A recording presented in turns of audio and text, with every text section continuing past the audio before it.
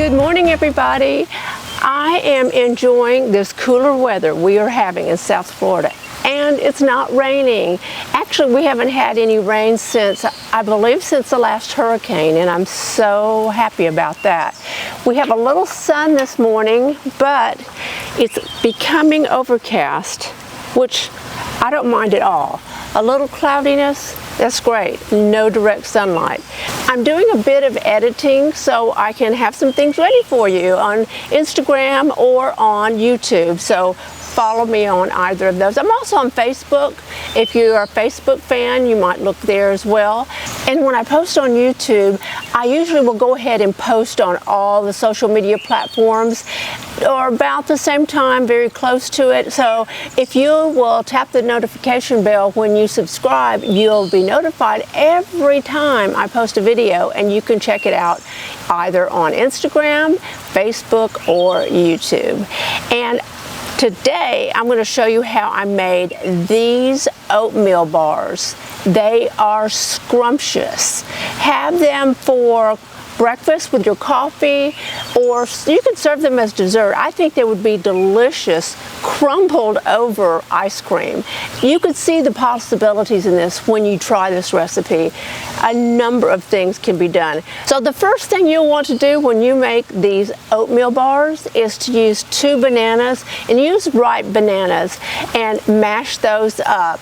I worked on that last night, and they are so delicious. They were great warm, and they're great cold as well. Then you'll want to add, let me get my recipe out. You have mashed your 2 bananas. Now you'll want to add 1.5 cups of rolled oats. Start mixing these ingredients up as you go. Set your oven at 375 degrees and let that go ahead and preheat, because you're going to bake this for 25 minutes.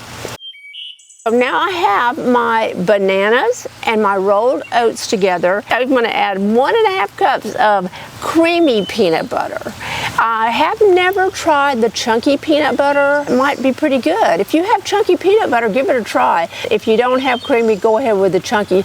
You know, it couldn't be that far off. Then add honey. You'll want 1/4 cup of honey, 2 tablespoons of milk, 2 tablespoons of ground cinnamon, 1/2 teaspoon of baking powder, and 1/4 teaspoon of salt, or about 1/4 teaspoon. I didn't really measure that perfectly, but that's about right. And you'll want to add a teaspoon or so of vanilla extract, and that makes it extra good.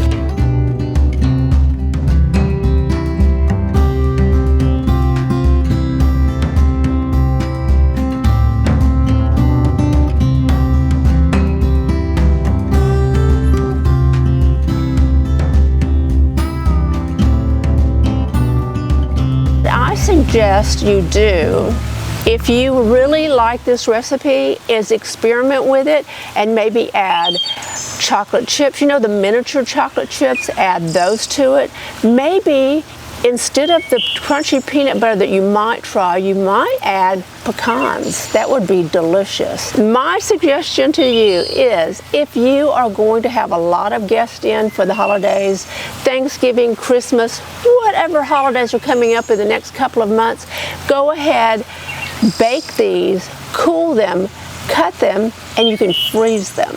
And then when you will have your guest in, you just thaw them out. You can drizzle them with some honey and serve them on a platter, and they are going to absolutely be impressed. The next batch I make, I'm going to use a bit of chocolate syrup on top for decoration and taste purposes, of course, and honey, and drizzle them with honey. It'll be so yummy, yummy, yummy.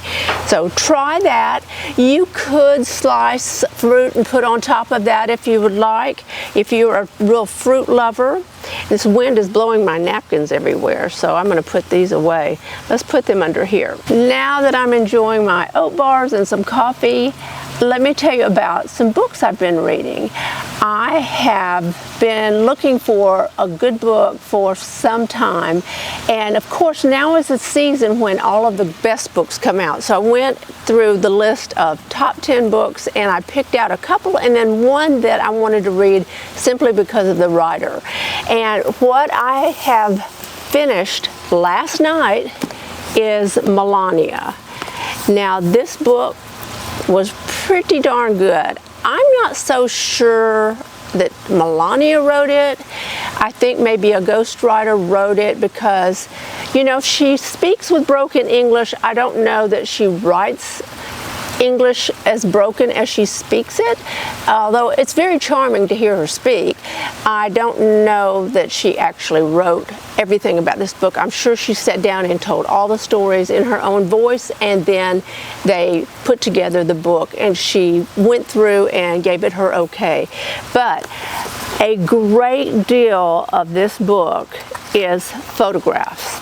Now, whether you're a Republican or a Democrat, it does not make any difference. You can't deny the fact that she is beautiful. She is absolutely gorgeous. Let me find a picture that you might enjoy.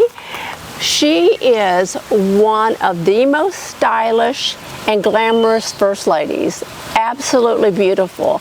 And she's been beautiful for most of her life. I can tell that she had, I don't know that she's had any work done, but I can tell she certainly has help with a stylist, although she is known for her fashion knowledge.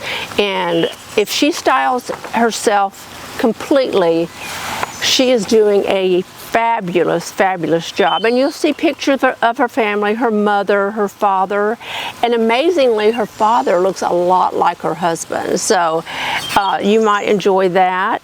And of course she loves her son Baron. She talks a bit about Baron, quite a bit about Baron. So I finished this one last night.